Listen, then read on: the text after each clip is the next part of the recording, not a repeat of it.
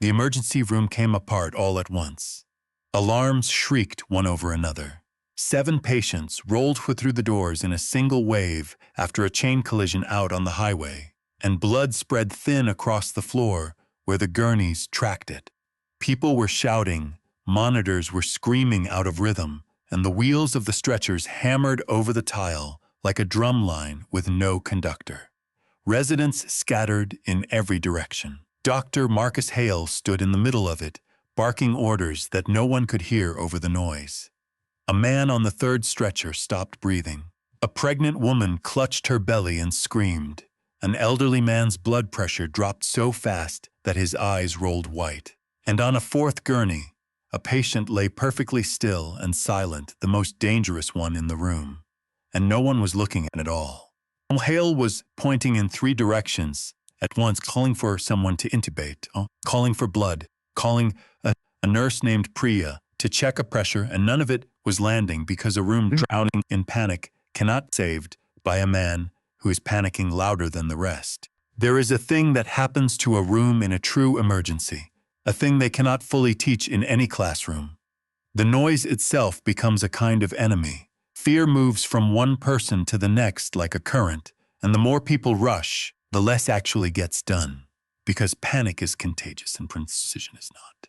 A dozen trained professionals can stand in a single room and, together, accomplish nothing, each of them working against the others, each of them certain the emergency belongs to the patient in front of their own eyes. What a room like that needs is not another loud voice. It needs one still point, one person whose hands remember what to do even when the mind wants to scream, one person around whom the others can, without knowing they are doing it, begin to organize themselves. And in the middle of all of it, only one person moved without hurry and without waste. His name was Isaiah Quinn. He did not shout. He did not argue. He simply acted. He had the intubation tray prepared before anyone thought to ask for it.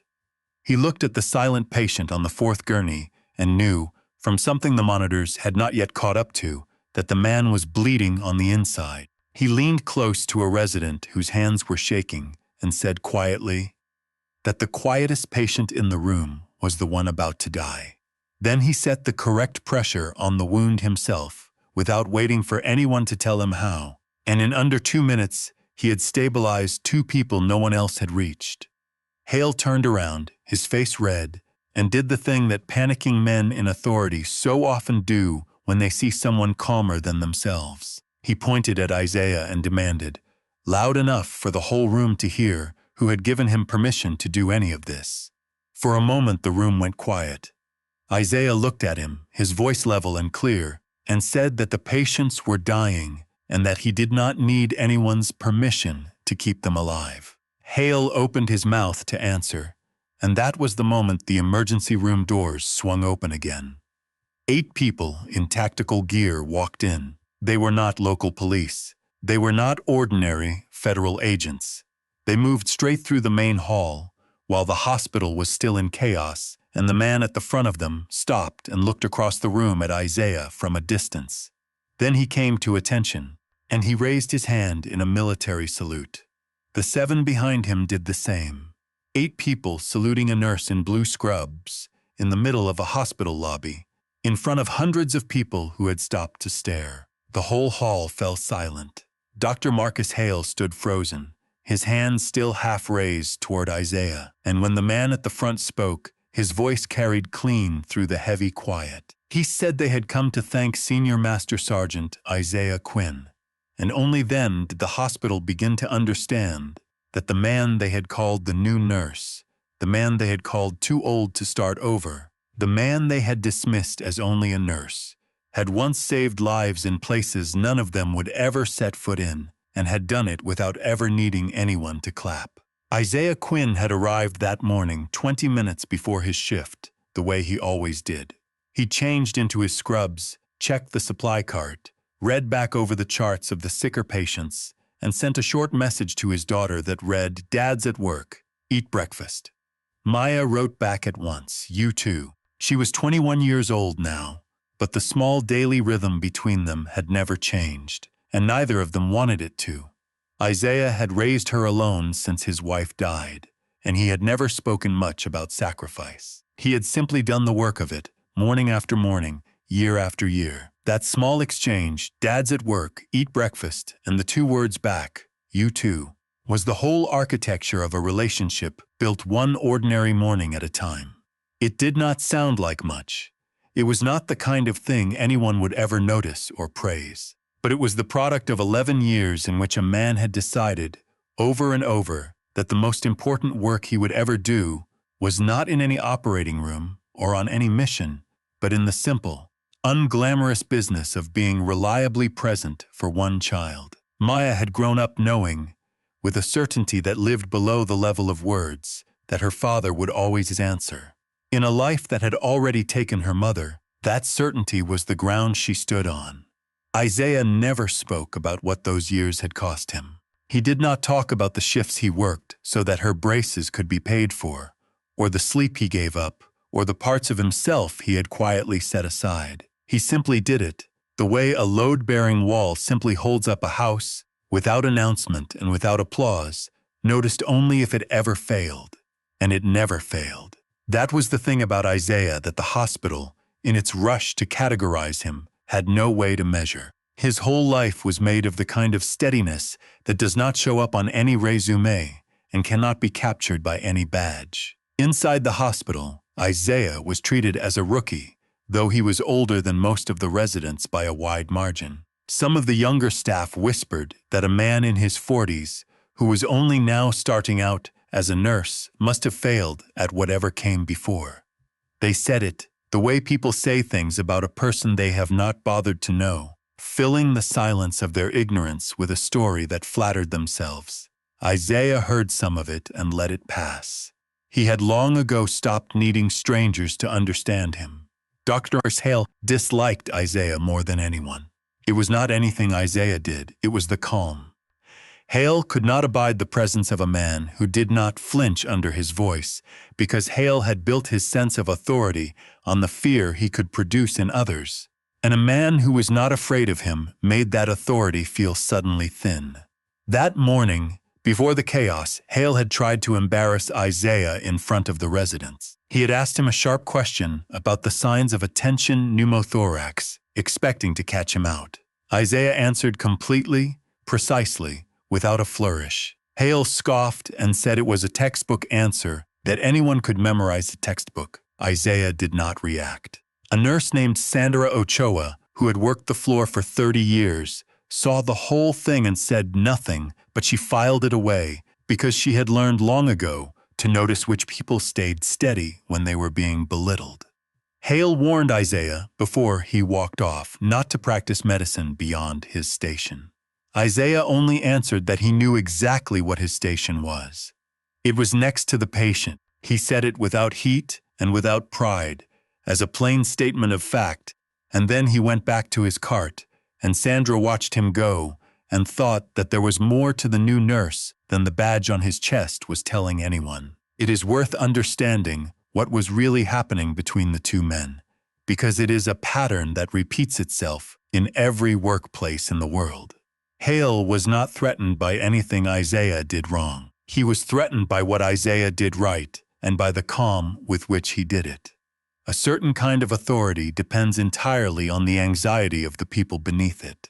It needs others to be a little afraid, a little off balance, a little eager to please, because that fear is the raw material from which it builds its sense of importance. And so when a person arrives who is simply not afraid, who does the work well and does not flinch and does not compete for approval, that person becomes intolerable, not because they are difficult, but because their mere existence exposes the fear-based authority for what it is. Isaiah understood this about Hale without ever needing to name it. He had known men like Hale in other, harder places, men whose rank exceeded their judgment, and he had learned that the worst thing you can do with such a man is to argue, because arguing feeds him. The only thing that truly disarms him is to remain exactly what you are, steady and competent and unbothered, and to keep your attention where it belongs, on the person who needs help.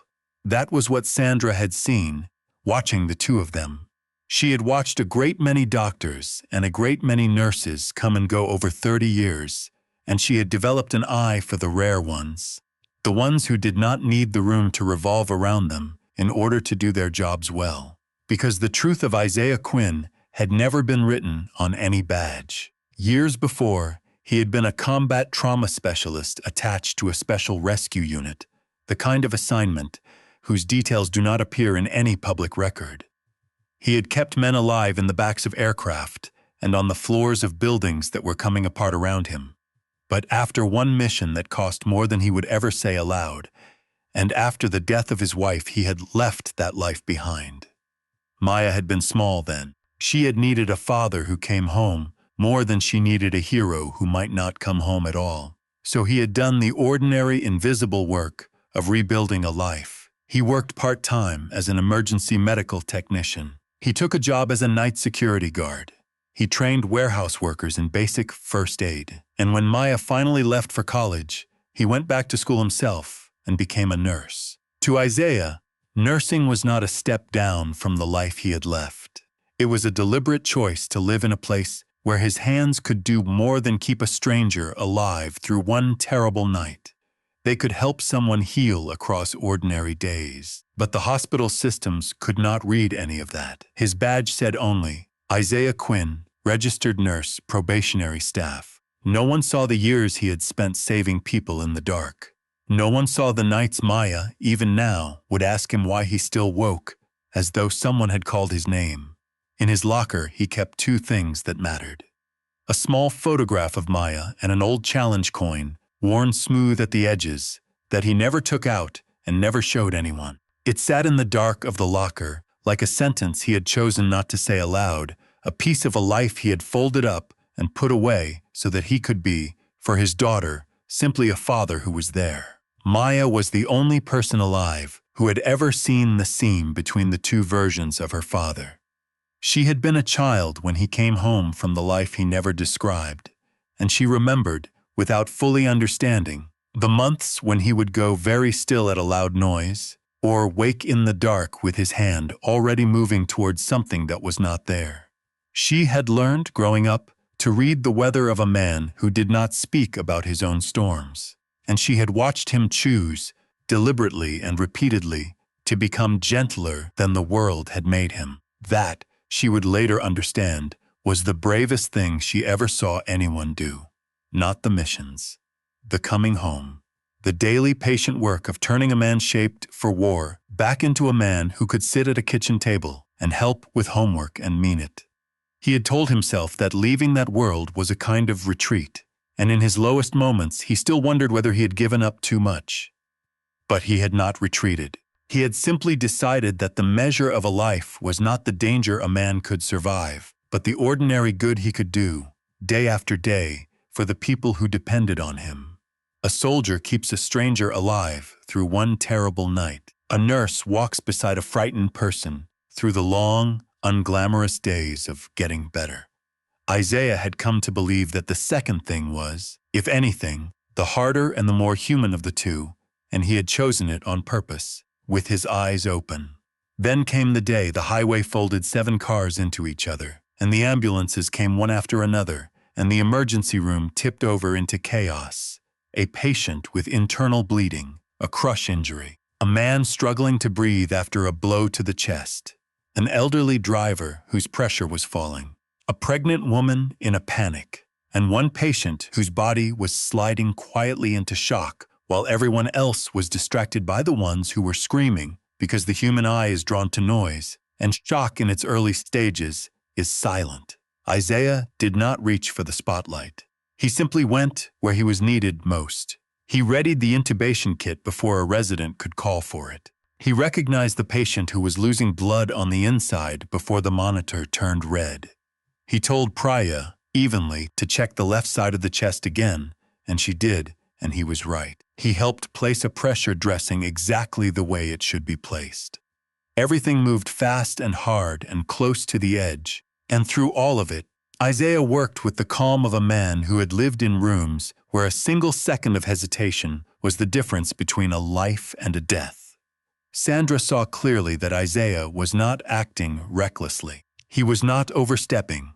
He was staying inside the proper scope of a nurse, but he was doing it with speed and a precision that could only come from a person who had once lived where the stakes were absolute. Hale arrived only after the worst of the wave had passed. He did not ask how many of the patients had survived. He asked who had authorized Quinn to take the leads. Sandra looked at him and said the truth. No one had. The room had been drowning, she said, and Isaiah had kept it breathing.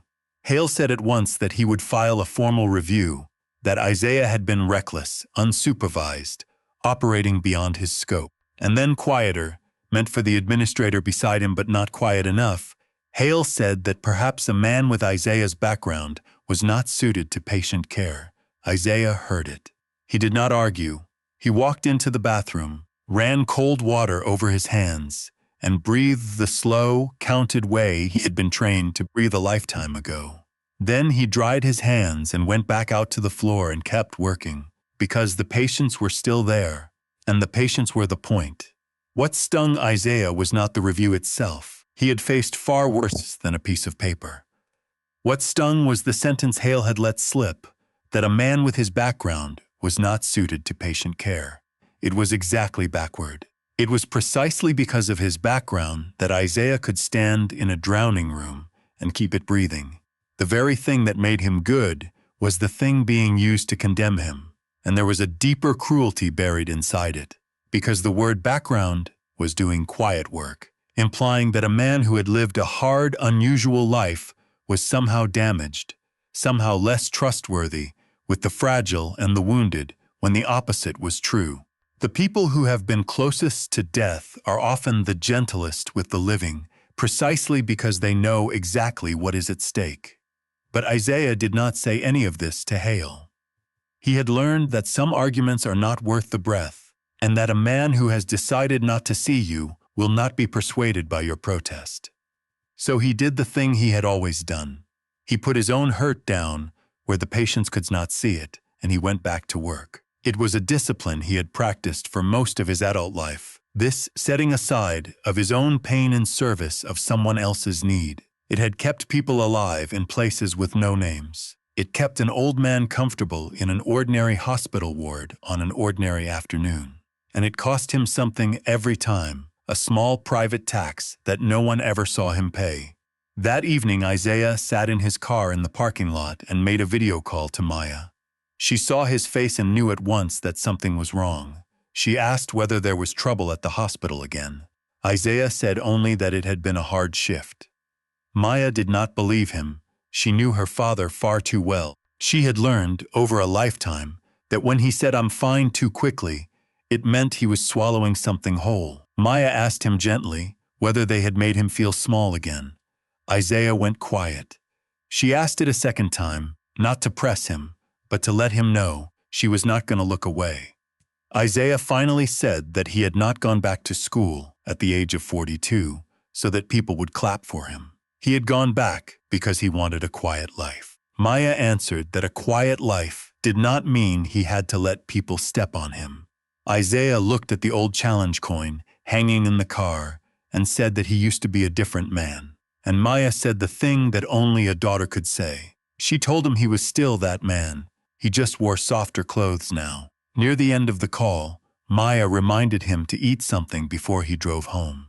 Isaiah laughed a little, the tiredness lifting for a moment. But after they hung up, he opened his messages and saw that the formal review Hale had threatened had already been filed. He sat with the phone in his hand and the coin swaying gently in front of him.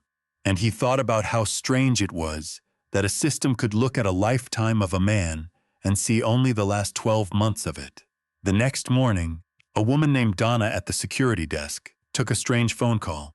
The caller was extremely professional, gave a federal verification code, and asked to meet with Isaiah Quinn. Not an arrest, not an investigation, only, the caller said, non-disruptive access. Word traveled fast through a hospital, the way it always does. The administrator, Claire, called Hale. Hale assumed the visit was the investigation team he had all but summoned with his review, coming to hold Isaiah accountable, and he felt, in his certainty, that he had been right all along. He went down to the lobby and stood near the administrative desk to watch. Sandra found Isaiah on the floor and told him there were people with federal credentials asking for him. Isaiah did not look afraid. He set down the tablet he was charting on, smoothed the front of his scrubs, and said, simply, to tell them he was coming. There was no dread in him, and no bravado either. There was only the steadiness of a man who had made peace, long ago, with whatever his past might one day come back to say. The elevator opened at the lobby. Isaiah stepped out, and the 8 people in tactical gear turned toward him all at once. The lobby was crowded.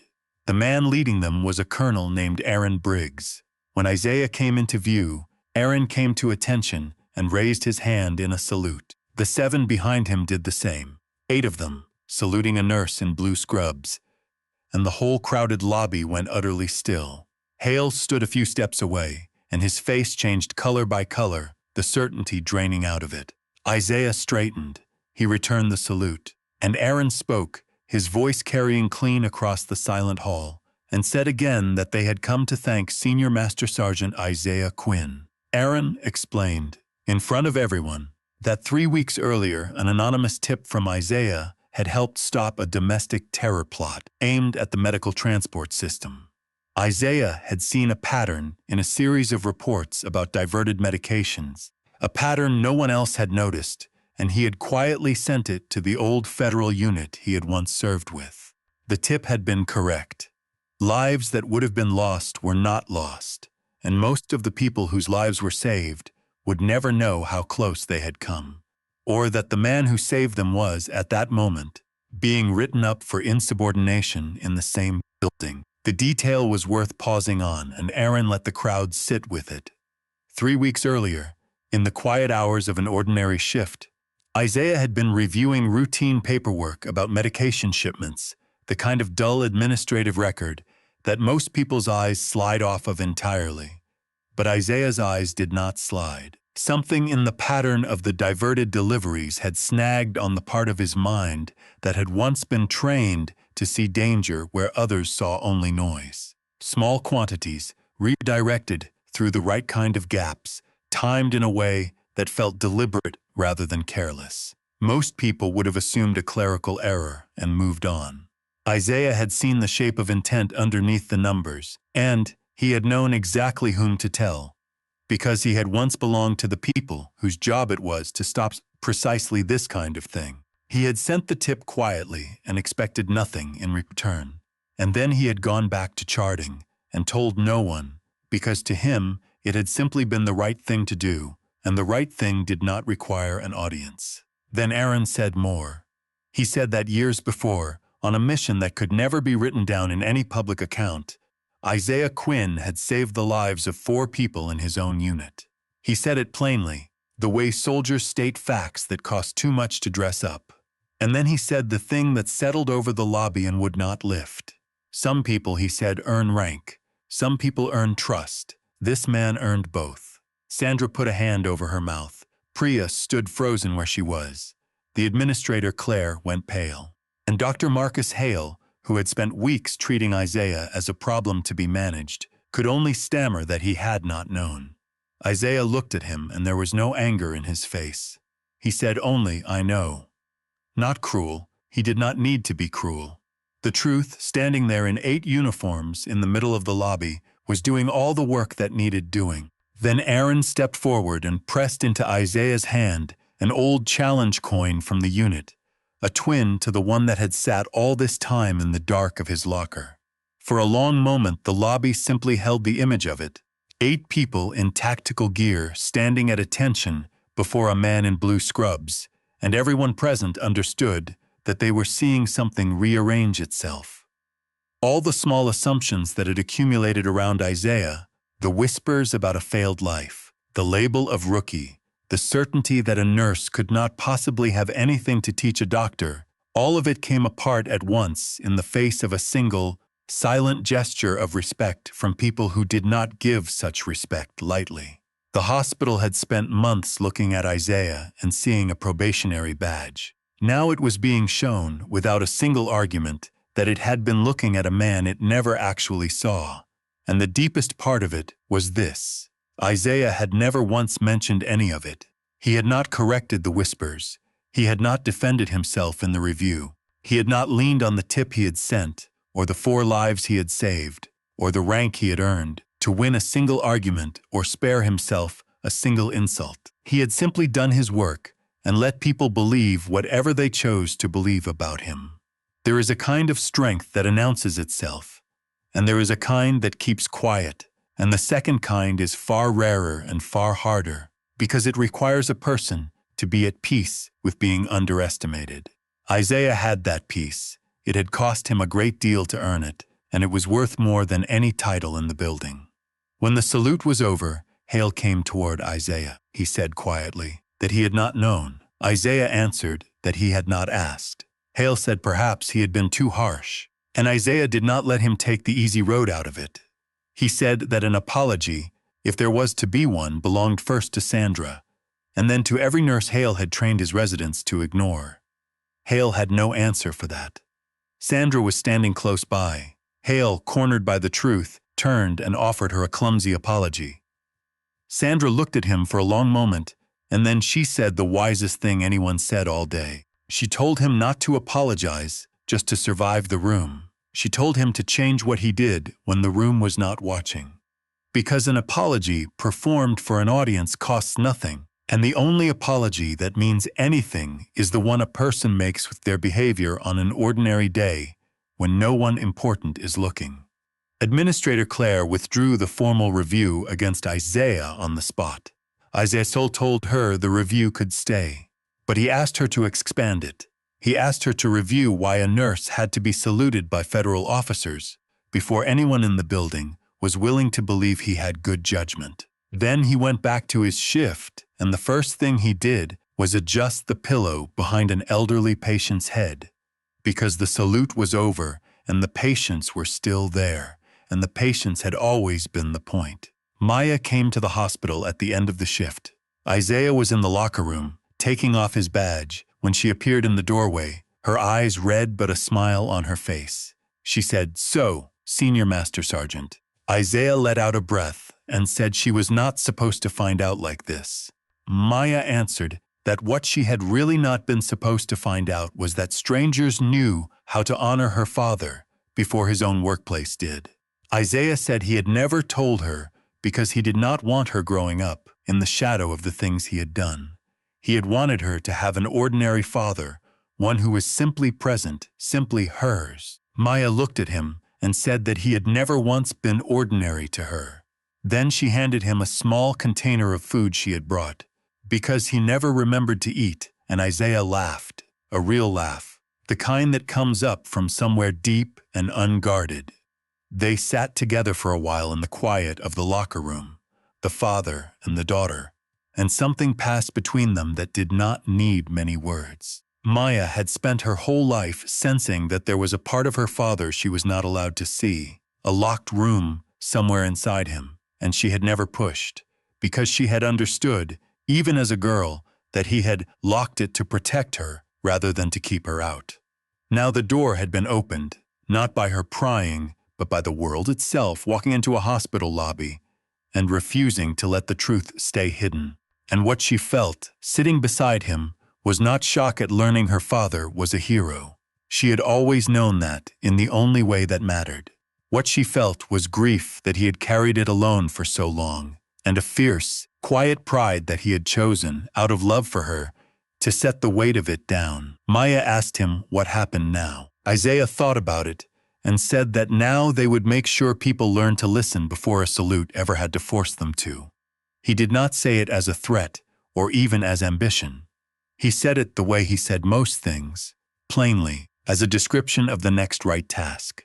He had spent his life turning enormous things, war, grief, danger, into small daily acts of care. Now he would do the same with this. He would take a lobby full of astonishment and turn it, patiently, into a set of ordinary habits that might protect the next quiet nurse whom no one had bothered to see.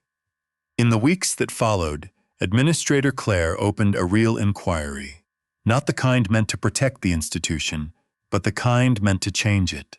Hale was temporarily suspended from his role-training residence. And out of the whole ordeal, the hospital built something new, a set of standards the staff came to call the Quinn Response Protocol. Under it, every nurse had the right to escalate a concern directly when a patient was in danger. No one could be retaliated against for raising a question about patient safety. Trauma drills were required to include scenarios led by nurses, and residents were taught a phrase that had never before been part of their training: to listen down the hierarchy, not only up it. It is a small phrase to listen down the hierarchy, but it contained the whole lesson of what had happened. Every institution teaches its people to listen upward, to defer to the louder voice, the higher rank, the more confident tone. Almost none of them teach the harder discipline of listening downward, of taking seriously the quiet person at the edge of the room who may have seen the thing everyone else missed. The near disaster in the emergency room had not been caused by a lack of talent. It had been caused by a room full of trained people who had all been taught their whole careers. That judgment flows from the top down, and who therefore could not hear the one man among them whose judgment was best. The reforms were an attempt to fix that, not with a grand gesture, but with a change in the ordinary machinery of how a hospital listens. And there was a quiet justice in the fact that the protocol carried Isaiah's name, because Isaiah himself would never have asked for such a thing. He did not want a monument. He wanted a floor where the next capable nurse would be heard on the strength of what they knew, not the volume of their voice or the rank on their badge. If his name on a document could make that a little more likely, then he would allow it, the same way he held the salute, with a faint discomfort and a deeper understanding that it was not really about him at all. It was about every patient who would live, because someone was finally in the habit of listening to the right person, whoever that person happened to be. Isaiah did not take a large management position. He did not want one. He still wanted to be a bedside nurse, close to the patient where his station had always been. But he agreed to teach a trauma response class one session each month. In his first class, he wrote a single question on the board. Who in this room would you ignore during a crisis? He let the residents sit with it. Then he told them the answer they did not expect. That person, he said, might be the one who saves the patient. Isaiah Quinn did not become a person of value in the moment 8 people came to attention in front of him. He had been a person of value long before that. He had been valuable when he walked away from a career others called glorious in order to come home and raise his daughter. He had been valuable when he started over from the bottom at the age of 42. He had been valuable when he chose to put on blue scrubs instead of living forever in the shadow of the missions he had survived. He had been valuable every single night when he answered Maya's call as though it were the most important assignment of his life, because to him it was.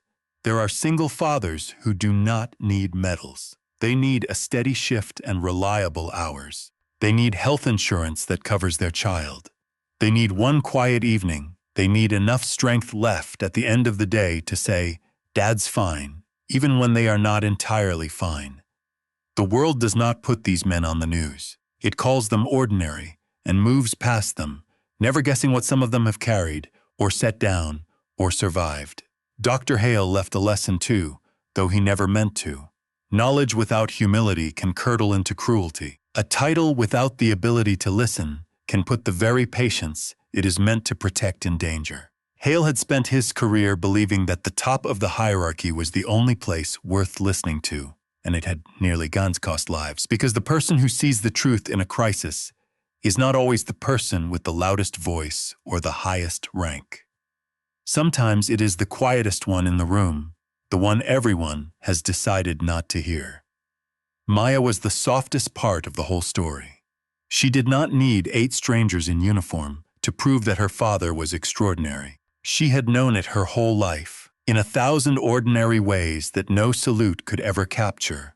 In the breakfasts and the night calls, and the way he still woke, as though someone had spoken his name. The uniforms only told the rest of the world what she had understood since she was a child. There is one more thing in this story that deserves to be said out loud, because it is the thing most likely to be missed. The salute did not make Isaiah worthy, it only made him visible. He was exactly the same man the day before, when they called him a rookie, as he was the day the colonel came to attention. Nothing about his character changed in the space between those 2 mornings. What changed was only what other people were finally able to see. And that should trouble anyone who hears it, because it means that all around us, every day, there are people of quiet and extraordinary worth whom we are failing to see, simply because they arrived without a uniforms to announce them, or because they are starting over, or because they do their work without demanding that anyone notice. Not everyone gets a colonel to walk into their lobby and set the record straight. Most people of hidden worth are never revealed at all. They just keep doing the right thing and the world keeps calling them ordinary. The hospital's real failure was never that it lacked information about Isaiah's past. The hospital's real failure was that it had built a culture in which a person's worth was decided by rank and title and the confidence of their voice, rather than by the quality of what they actually did when a life was on the line. That is why the Quinn response protocol mattered more than the salute ever could. A salute honors one man on one day. A protocol changes what happens in every drowning room long after the uniforms have gone home, and ensures that the next person of quiet judgment does not have to be rescued by a coincidence in order to be believed. And the final lesson is a simple one. Do not judge a person who is starting over as though you already know the whole road they have traveled. A new nurse may once have saved an entire team from dying. A silent father may once have given up everything he was so that his child could sleep in peace. A person who does not advertise their past does not thereby lack one. And a person who does not need you to know their name may still turn out to be the one who does the most right thing, quietly and without applause, in the very room you thought you understood.